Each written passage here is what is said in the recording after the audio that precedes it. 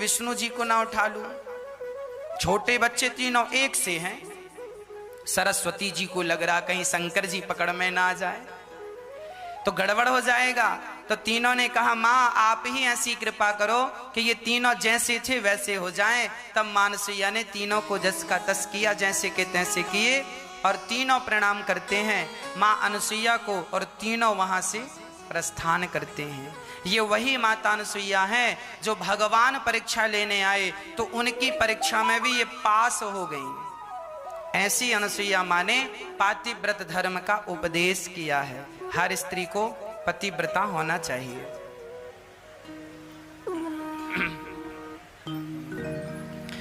अब राम जी वहां से आगे बढ़े, शरभंग जी के पास गए, शरभंग जी का दर्शन किया, उनको प्रणाम किया। आगे वहां से राम जी चले तो संतों की हड्डियों का ढेर देखकर राम जी बड़े दुखी हो गए, और राम जी ने कहा ये कौन है जो ये हड्डियां किसकी हैं? तो किसी ने कहा ये सब साधु संतों की हड्डियां हैं, और राक्षसों ने खा खा करके मांस खा लिया, हड्डी बची। पहाड़ की पहाड़ हजारों लाखों संतों को राक्षसों ने खा लिया। तब राम जी ने प्रतिज्ञा की, निश्चरहीन करऊं मही, भुज उठाए पनकीन, सकल मुनिन के आश्रमन, जाय जाय सुख दीन। सबके आश्रमों में जा जा सुख दे रहे हैं। और राम जी ने प्रतिज्ञा कर ली, निश्चरहीन करऊं मही, इस पृथ्वी को मैं निशाचरों से हीन कर दूंगा। राम जी का जन्म ही हुआ है कि पृथ्वी को राक्षसों से हीन करना। इसीलिए राम जी वनवास गए और अब आगे चले भगवान श्री राम। तुम मुनि अगस्त कर शिष्य सुजाना, नाम सुतीक्षण रति भगवाना। सुतीक्षण अगस्त जी के परम शिष्य, ये सुतीक्षण जी की बड़ी अद्भुत कथा है। जब सुतीक्षण जी बहुत छोटे से थे ना, तो अगस्त जी के पास रहा करते थे। अगस्त जी के छोटे से शालिग्राम भगवान थे। एक दिन अगस्त जी कहीं काम से बाहर गए तो अपने शिष्य सुतीक्षण जी से कहा, ये शालिग्राम भगवान को तुम रोज नहलाना, चंदन लगाना, तुलसी चढ़ाना, आरती करना, भोग लगाना। सुतीक्षण जी उस समय बहुत बच्चे थे, छोटे से थे। तो एक दिन सुतीक्षण जी घर में कुटिया में अकेले थे और उनको हुआ कि शालिग्राम भगवान को स्नान कराने गंगा जी ले चलें। तो पास में ही वहां नदी थी और वो स्नान कराने नदी पर लेकर गए। और जब शालिग्राम भगवान को स्नान कराया तो वहां पर नदी के किनारे जामुन का बड़ा पेड़ लगा था, बड़ी बड़ी जामुन लगी थी। और सुतीक्षण जी बालक थे। जामुन का पेड़ देखकर, पकी पकी जामुन को देखकर इनका मन ललचाने लगा। एक जामुन उठा के खाने को मिल जाए तो मजा आ जाए। पर वहां जामुन तोड़ने का कोई साधन नहीं था। चारों तरफ बालू बालू थी, ना पत्थर दिख रहे थे, ना कोई लकड़ी दिख रही थी। जब कुछ नजर ना आया तो शालिग्राम भगवान नजर आ गए। खुद ने जो भगवान लाए थे ना नहवाने शालिग्राम, शालिग्राम जी की बड़ी सी है ना दिखाई पड़ी। अब शालिग्राम भगवान को उन्होंने लिया हाथ में और कहा, हे शालिग्राम भगवान ढेर सारी जामुन देना। और शालिग्राम भगवान को ही उठाकर जो जामुन पर दे मारा तो जामुन तो गिर गई, जामुन का गुच्छा तो गिरा, पर शालिग्राम जी जाकर ठीक नदी में गिर गए।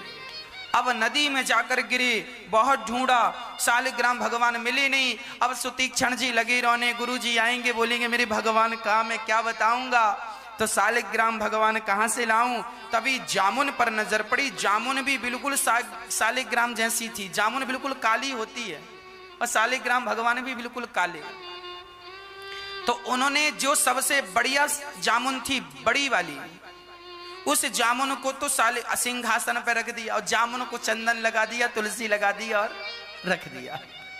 और बाकी जामुने सुतीक्षण जी ने भोग लगा के खाई। अब जामुन रखी है ना, और तुलसी उलसी लगी है। तब तक गुरु जी आ गए। हाँ सुतीक्षण, सब ठीक है, भगवान की सेवा अच्छी हुई? हाँ हाँ गुरुजी सब बढ़िया, पूजा सेवा चल रही है। अब दूसरे दिन अगस्त जी ने पूजा करी, थाली उठाई, भगवान को थाली में रखा, पानी डाला और पानी डाल करके जरा चंदन छुटाने के लिए जला मसला, तो गुठली अलग जामुन अलग। अब जोर से आवाज लगाई, अरे सुतीक्षण ये क्या भगवान को क्या कर दिया तूने? तो सुतीक्षण जी बोले, गुरुजी मैंने क्या किया? तुम रोज पानी डालते हो, लगता भगवान सड़ गए। पुनी पुनी चंदन पुनी पुनी पानी और सड़ गए सालिग्राम तो हम का जानी। आप रोज पानी से नहवाते हो ना। उस समय सुतीक्षण जी बालक थे, बालक बुद्धि थी। कह रहे हैं भगवान को रोज तुम गीले गीले में रखते हो ना, तो गीले गीले में रहते रहते सड़ गए सालिग्राम तो हम का जानी। रोज चंदन लगाते हो। अब गुरुजी भागे मारने के लिए, यहां आज तुझे दंड दूंगा, तूने भगवान का क्या किया, जल्दी सच सच बता। तब डर डर के सुतीक्षण जी, गुरुजी वो हम कल स्नान कराने भगवान जी को नदी ले गए, वहां बड़ी जामुन नजर आई और जामुन में कोई साधन नहीं था पत्थर फेंकने का, तो भगवान को ही फेंक के मारा, तो जामुन तो गिरी पर भगवान मिले नहीं, तो हमने जामुन रख दी, क्षमा करना। गुरुजी बोली, निकल जा मेरे कुटिया से, शकल मत दिखाना, जा, जब तक भगवान ना मिल जाए तब तक लौट कर मत आना। सुतीक्षण जी ने मन में कहा, गुरुजी अब ठीक है, जब तक भगवान नहीं मिल जाते तब तक मैं अपना मुंह नहीं दिखाऊंगा। तो अगस्त जी के आश्रम से पहले ही श्री सुतीक्षण जी की कुटिया थी और सुतीक्षण जी ने उस दिन से भगवान की इस प्रकार आराधना की।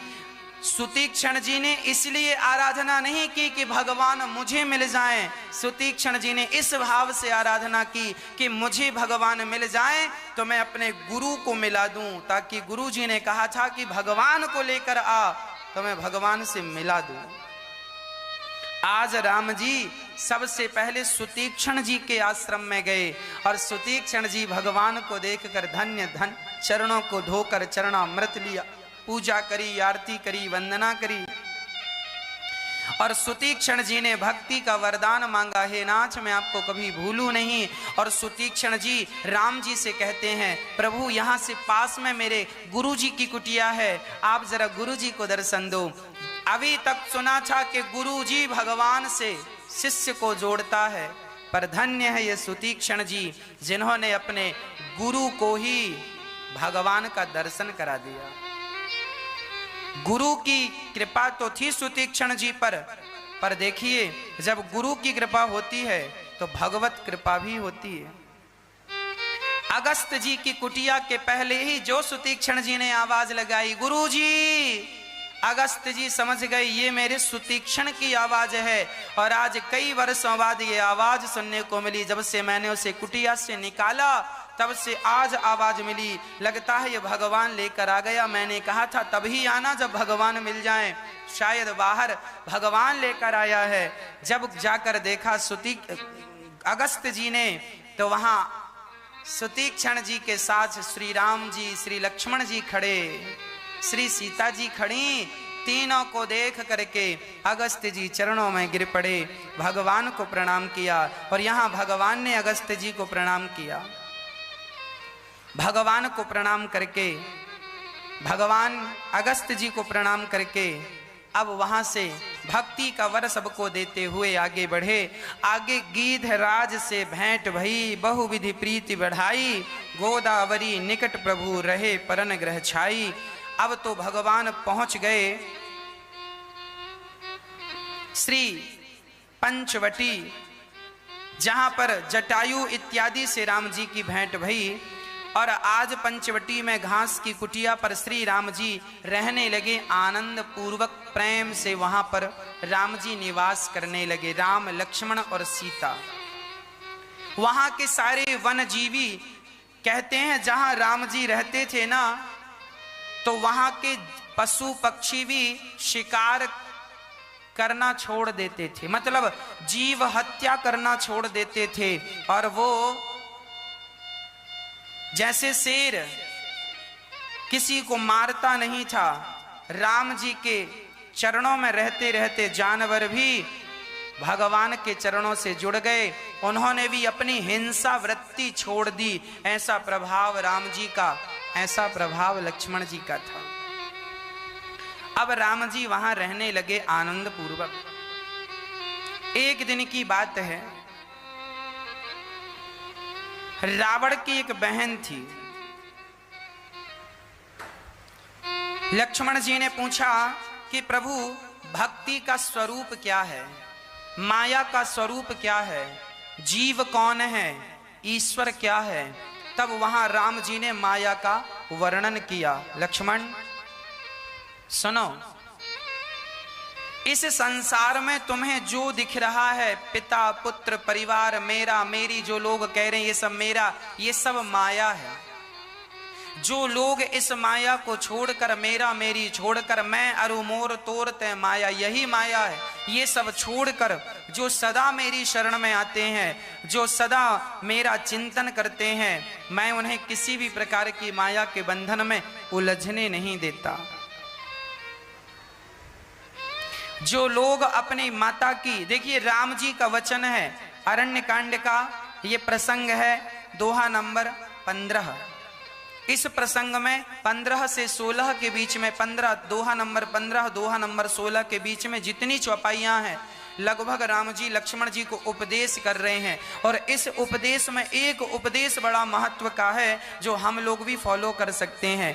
राम जी कह रहे हैं, गुरु पे तो मातु बंधु पति देवा, सब मोहि कह जाने दृढ़ सेवा। गुरु प्रीत मातु बंधु प्रभु देवा, सब मोहि कह जाने दृढ़ सेवा। राम जी कह रहे हैं, गुरु पितु मातु बंधु पति देवा। जो अपनी माँ की सेवा करते हैं, अपने पिता की सेवा करते हैं, जो नारी अपने पति की सेवा करती है, जो व्यक्ति सेवा करता है, मैं उस सेवा करने वाले व्यक्ति को सहज में मिल जाता हूँ। ना मैं उसकी तपस्या देखता हूँ, ना मैं उसका त्याग देखता हूँ, ना मुझे त्याग देखने की जरूरत है, ना मुझे तपस्या देखने की जरूरत है। मैं सिर्फ सेवा देखता हूं और सेवा के बल पर ही मैं लोगों को प्राप्त हो जाया करता हूं। इसीलिए सबसे बड़ा धर्म है सेवा। राम जी कह रहे हैं, सेवा करने वाले को मैं सहज में प्राप्त हो जाता हूं। इसीलिए जीव मात्र की सेवा किया करो। इसीलिए ये दास सुबह से शाम तक अपनी वृद्ध माओं की सेवा, उन माओं की सेवा जिनके अपने बच्चों ने, जिनकी अपनी संतान ने माओं को घर से निकाल दिया, ऐसी दुखिया सताई ठुकराई माँ को यहाँ गौरी गोपाल वृद्धाश्रम में सहारा मिलता है। माओं को रहने की, खाने की सब व्यवस्थाएं यहाँ सुचारू रूप से चल रही हैं। आप भी जब सहयोग करते हैं तो ये आपके द्वारा एक सेवा हो रही है। और ये सेवा ही, हम सामान्य लोग हैं ना, हम यज्ञ जप तप तो नहीं कर सकते, पर सेवा कर सकते हैं। सेवा करके अपने आप को भगवान से जोड़ सकते हैं।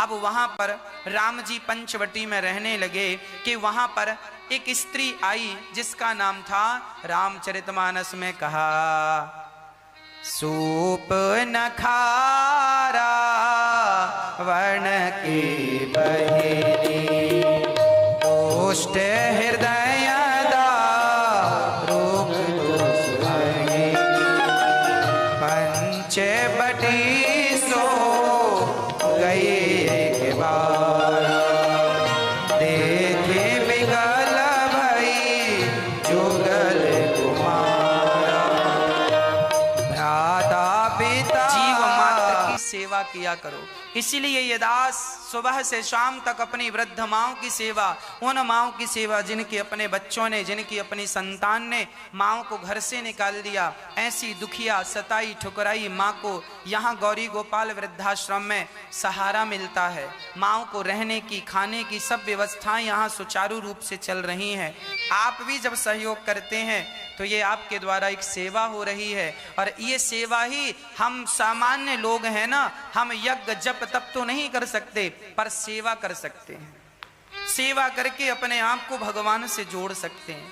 अब वहां पर राम जी पंचवटी में रहने लगे कि वहां पर एक स्त्री आई जिसका नाम था, रामचरितमानस में कहा, सूप नखारा वर्ण की बहिनी, दुष्ट हृदय दारुक दुष्मणी, पंचवटी सो गई एक बार, देखे विकल भई जुगल कुमारा, भ्राता पिता पुत्र और गारे, पुरुष मनोहर निरखत नारी, ओई विकल सक मन ही न रोकी,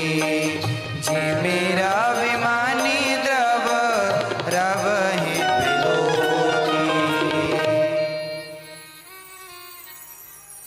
सूप न खा रावण के बहिनी। पंचवटी में जब राम जी रहने लगे तो वहां राक्षसों का राज्य था, राक्षस ही राक्षस रहते थे वहां पंचवटी के आसपास। सूपनखा नाम की एक स्त्री जो रावण की बहन थी, आज वो राम जी के पास वहां से जा रही थी। अचानक दृष्टि पड़ी राम जी और लक्ष्मण जी पर, तो क्या कहती है, गोस्वामी जी कह रहे हैं, सूप नखारा वर्ण के बहिनी, दुष्ट हृदय। इसका हृदय कैसा था?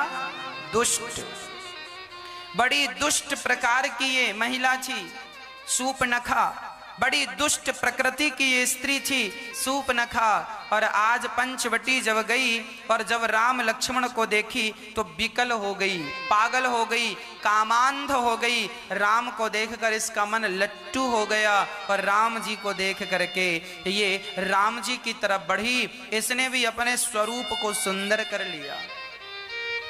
सूपनखा बड़ी सुंदर बन के गई है। अच्छा, सूपनखा का अर्थ क्या है? सूप जैसे नख हों जिसके सूपनखा, जिसके बड़े बड़े नख मतलब नाखून बड़े बड़े, इतने बड़े सूपनखा। सूप मतलब सुपड़ा, जानते हैं सूपा, सुपड़ा, बड़े बड़े जिसके नख, दुष्ट जिसका हृदय दुष्टता से भरी, ऐसी सूपनखा। सूपनखा बड़ी सुंदर बन गई, बन ठन करके गई है और राम जी को देखकर कहती है, तुम सम पुरुष ना मो सम नारी, यह संयोग विधि रचा विचारी। आपके जैसा पुरुष और मेरे समान नारी इस दुनिया में कोई नहीं है, आप धन्य हैं। राम जी को कह रही है सूपनखा। अच्छा, स्वरूप बदल करके गई है और भगवान को ये बिल्कुल अच्छा नहीं लगता, यही कपट है। हम हैं कुछ और बन रहे हैं कुछ और।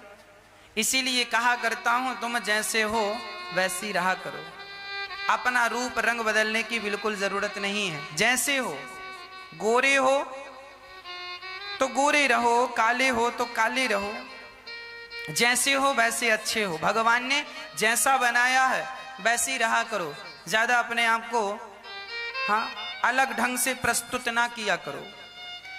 सूपनखा भी यहाँ आई और यहाँ भगवान श्री कृष्ण को मारने पूतना आई। ये दोनों ऐसी स्त्रियां हैं जो रूप बदल के राम जी के पास गई थी और भगवान ने इन्हें देखना भी पसंद नहीं किया दोनों को। यहाँ कृष्ण ने पूतना को नहीं देखा और वहां सूपनखा को राम जी ने नहीं देखा। राम जी कहते हैं, जिसका हृदय निर्मल है मैं उन्हें तो देखता हूँ, जिनके मन में कपट भरा हुआ है मैं ऐसों को देखना बिल्कुल पसंद नहीं करता। सच्ची बताऊं मेरी माँ, भगवान कपट को बिल्कुल पसंद नहीं करते।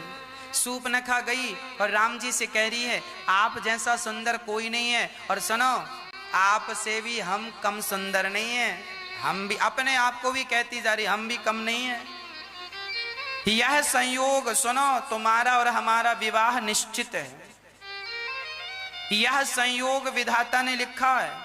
ब्रह्मा जी का नाम लगा रही है सूर्पनखा, ब्रह्मा जी ने तुम्हारा हमारा विवाह निश्चित कर दिया। अब राम जी ने तुरंत ब्रह्मा जी से पूछा, क्यों जी, हमारा विवाह आपने इसके साथ लिखा है? ब्रह्मा जी ने तुरंत डायरी वायरी पलटाई, देखी ना सरकार, मैंने तो आपका विवाह सीता जी के संग लिखा, हो गया। तो बोले ये क्यों कह रही है कि विधि रचा विचारी? ब्रह्मा जी बोले झूठ कह रही है। ये कह राम जी से कह रही है मैं कुंवारी हूं और तुम्हें देखकर थोड़ी ठंडक मिली है कलेजे में, आज तक मेरे हिसाब का कोई पुरुष मिला नहीं। एक नंबर की झूठी है ये। इसका विवाह हो चुका है विद्युत जिह्वा नाम के पुरुष से। सूर्पनखा के पति का नाम था विद्युत जिह्वा, इसका विवाह हुआ था, पर इसके पति को रावण ने मार दिया था।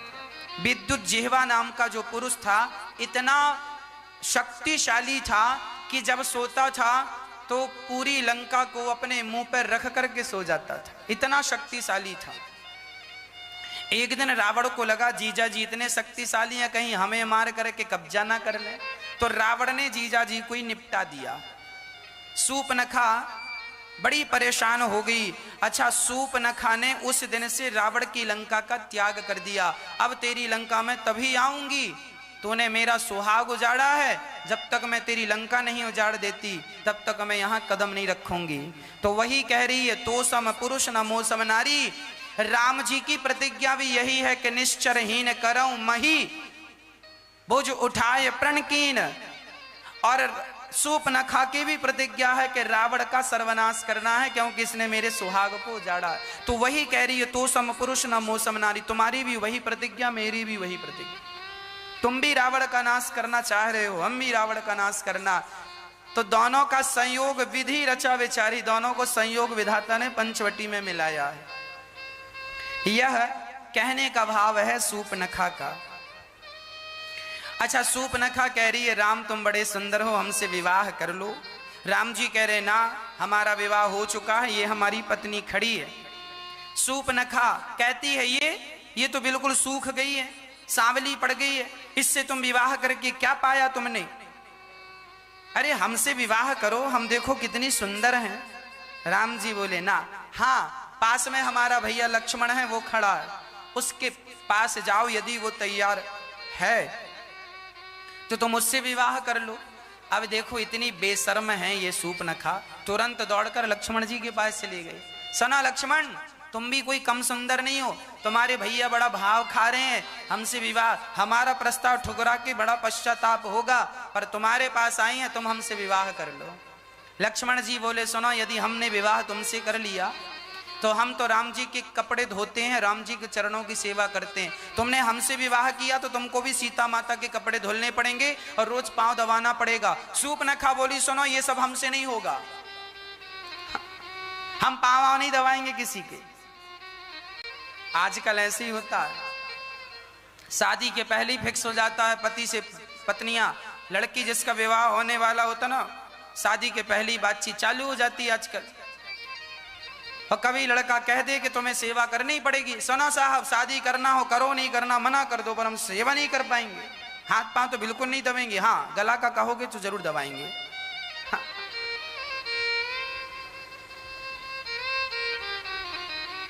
सूर्पनखा भी कह रही है हमसे हाथ पांव बिल्कुल नहीं दबाए जाएंगे, बिल्कुल नहीं। लक्ष्मण जी बोले तो फिर एक काम करो, तुम राम भैया से शादी कर लो, फिर हमारी दो दो भाभियां हो जाएंगी, जा। अब सूर्पनखा फिर से दौड़ी दौड़ी रहा, सुनो राम तुम्हारा भाई बिल्कुल ठीक नहीं है, हमें देखता ही नहीं, एक काम करो तुम कर लो हमसे शादी। राम जी ने फिर कहा नहीं नहीं, उसने समझा नहीं होगा, तुम्हें ठीक से देखा नहीं होगा, जरा मनाओ। अब यहां से वहां से यहां भाग रही है बेशर्मों की तरह।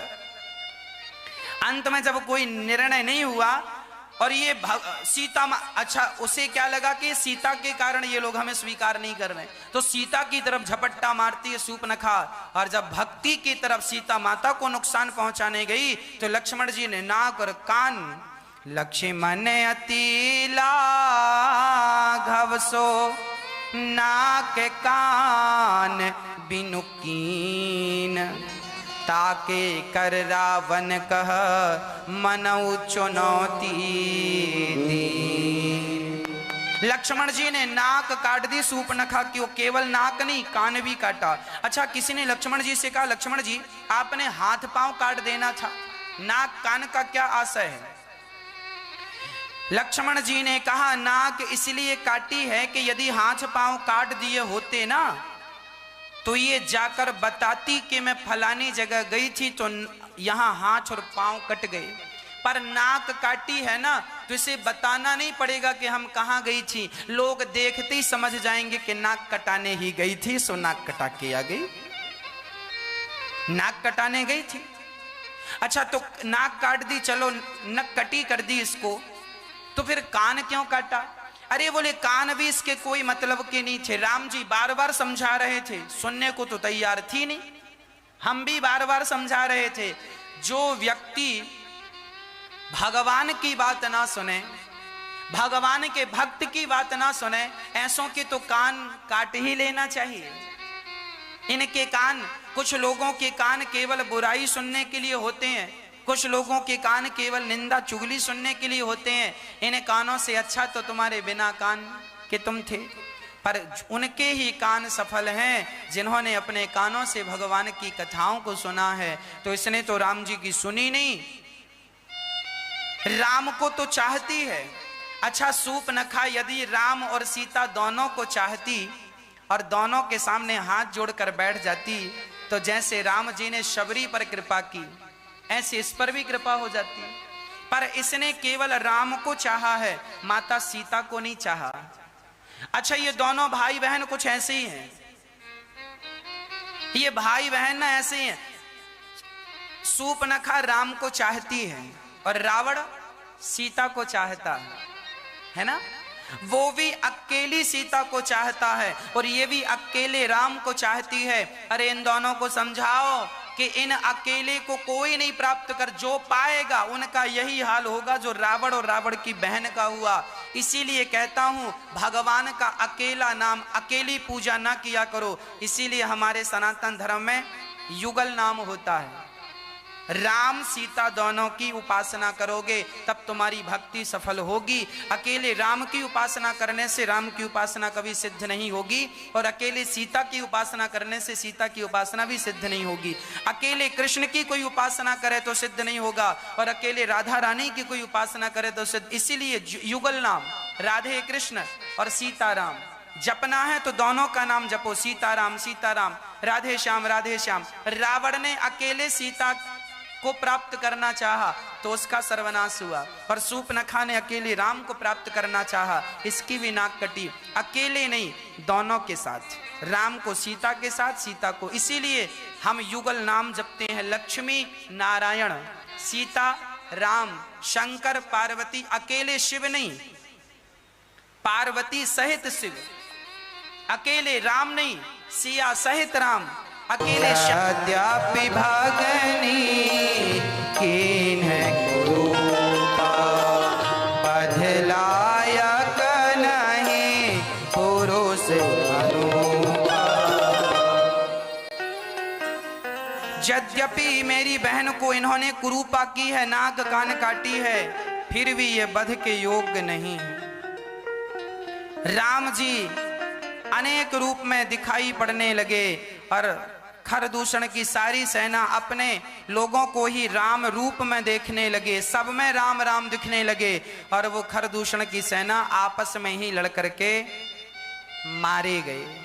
जब खरदूषण के मरने का समाचार सूर्पनखा ने रावण को दिया, रावण बड़ा घबराया।